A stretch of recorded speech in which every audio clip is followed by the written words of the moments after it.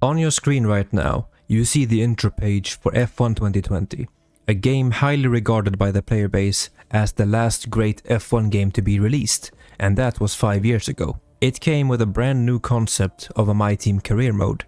You create your own team, thus expanding the grid to 11 teams, and you try to make your own history as both owner and driver. 5 years later, that game mode looks the exact same, and not much has changed outside of balancing and a little bit of user interface changes. Instead, the F1 games have stripped away features like classic cars and made everything extremely dull and bare bones. And at the same time, introduced things that do not belong in a Formula 1 game. Things like branded clothes for your drivers, supercars that you can't even race with, and that handles like a SNES game from the early 90s. Why would anyone care for supercars in a Formula 1 game? It's the wrong fucking genre. Collectible fucking stickers. Furniture for your apartment that you can't even see and you can't even walk into. The entire F1 world concept where tech level changes how your car performs. Even as I'm writing this video, I've gone into tabs in the F1 23 games I never knew were there, and I'm getting more and more pissed off. Just the idea that a huge amount of time and money was spent on creating this shit, like this is a Sims game or a GTA game, it upsets me as someone who loves racing Formula 1 cars. Especially since the core of the game, the racing, is terrible. You have the official licensed F1 game by Codemasters and EA. And you can't even drive a career mode as your favorite driver. You can't customize your own season and the order of the races. You can't even set the grid. Maybe you want to race from 15th place to 1st, you can't do that. You have to enter quali mode and try to drive just slow enough to race from 15th place.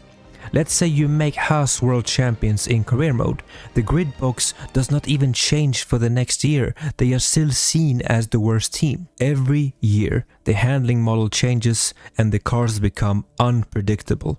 I currently enjoy the handling on the F1 23 game. It was a huge improvement over F1 22, the most hated F1 game in history. But now, as I'm looking over the reports on the F1 24 beta and the opinions on that game and how the handling have gone backwards to F1 22, I just think to myself, what's the fucking point?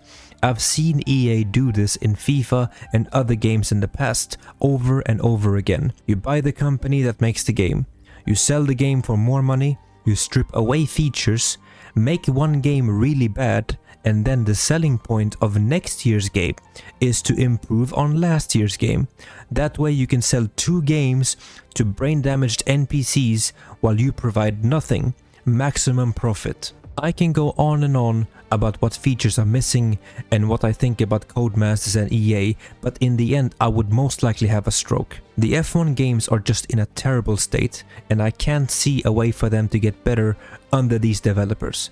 They have a passionate community, an endless supply of features and good ideas from content creators and fans that we want to see in the game, and they simply can't deliver, and they don't want to deliver. Their F1 license runs out in 2025, and I honestly hope that someone that actually gives a shit about the sport can take over. I hope they can see how the F1 game is a gateway to actually enjoy the real Formula 1 world. To end the video, I just want to say how I'm really tired of the constant and predictable scumbag way of developing these games. The games are filled with bugs, filled with filler shit for brain damaged NPCs to buy, features for racing are stripped away, and the games get more and more expensive year after year. Thank you for listening to my rant. Don't buy F1 24 if it comes out like shit. Make them suffer if they can't deliver an actual F1 game. Goodbye.